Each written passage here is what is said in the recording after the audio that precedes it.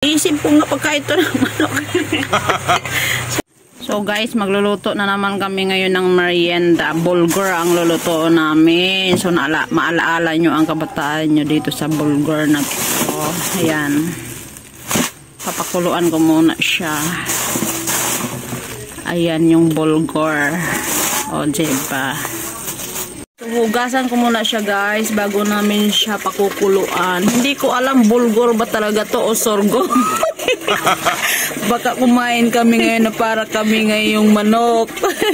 O, titikman natin yung pagkain ng manok guys. Char. So bulgur to, in-order ko to doon sa kakilala ko guys. So lulutuin namin siya, may gagataan. So mahilig talaga kami sa ginataan guys. So hugasan ko muna siya. Hindi ko alam kung bulgur ba na tunay ba talaga to. Baka tayo makakain ng pagkain ng manok, no?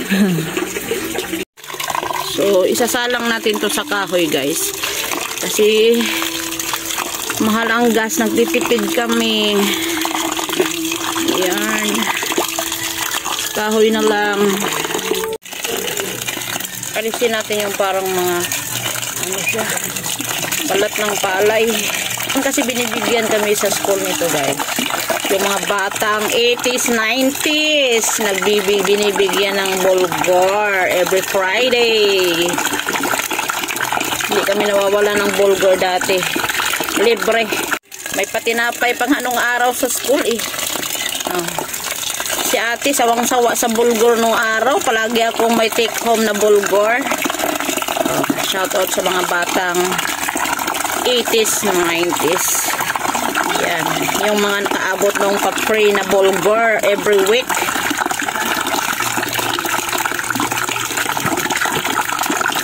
So, isasalang na natin sa ating organic na lutuan, guys. Yan. Pakatotoo na tayo nito. Charis. So, ganito talaga ang buhay. Sa bundok, kahoy lang sapat na. Bawal dito ang may asma, bawal sa usok. So kami lang matitibay, ang baga ang pwede dyan. So lalagyan natin siya ng nawasa at pakukuluan natin siya para lumambot yung bulgur. Saka natin lalagyan ng gata. Ayan, inap na yan. Sobrang lakas ng apoy. Mabilis lang talaga pag sa kahoy guys.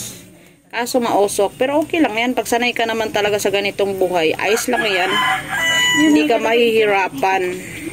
So, kung hindi ka sanay, wag mo na lang subukan. No? Kasi, hindi mo kakayanin yung usok. Yung habang nagluluto ka, umiiyak ka na. Daig ka pang masaktan ng iyong minamahal. Char. Yan, takpan muna natin siya. Antayin natin siyang lumambot, saka natin lalagyan ng gata at saka asukal. So ayan na, mag-wait lang tayo. So whole ano pala yung nabili ko guys, yung whole na bulgur, hindi yung nadurog siya. Large. So tingnan mo, diba? Ang lalaki niya. Niisip ko nga pagka ito ng manok. So mag-a-add kami ng water. Mamaya ko na siya lagyan ng gata.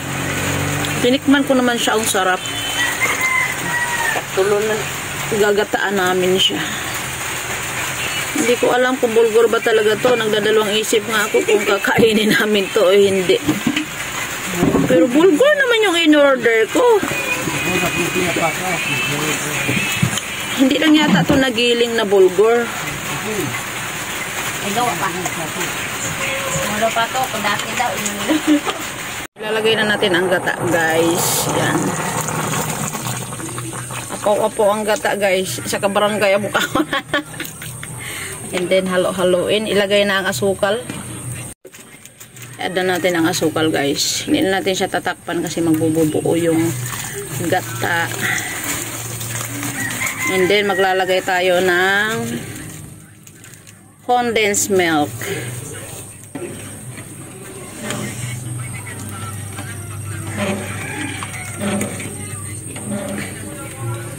Kasing bulgur na durog na siya guys. So ito ay buo. Para siyang mais. Tinikman ko naman siya, masarap naman siya. Parang pagkain ng manok. Parang pagkain ng manok guys. Hindi na makalihilo kay kaumagay manok. Taon gani ang manok guys, ang tao pa. Ayan na. Wala kaming bigas guys, kaya ito na lang kakainin namin. So sinong nakaalaala nung 90s na namimigay ng bulgur? Every Friday may inuwi kaming bulgur sa bahay. So wantusawa kami sa bulgur dati. So lulutuin lang natin ang gata guys, and then okay na yan. Sarap siya. Tinong kumakain ng bulgur before. Ito sobrang lalaking bulgur. Hindi, nakalimutan ko siyang hindi ko naman ini-expect na ganito yung dadating sa akin. In-order ko lang to guys. Doon sa nag-online seller. So hindi ko alam na malalaki pala yung bulgur na binigay niya sa akin. Hindi yung durog. So pakukuluan ko muna siya. And then magme-merienda na kami ng bulgur. Kapag may bulgur na alaala ko talaga yung kabataan ko nung grade 1 ako, nung nag-aaral pa ako, lagi kaming binibigyan ng teacher namin ng bulgur. So ayan guys, luto na yan guys. Kung nakikita nyo, no, bumubulak-bulak na yung sabaw.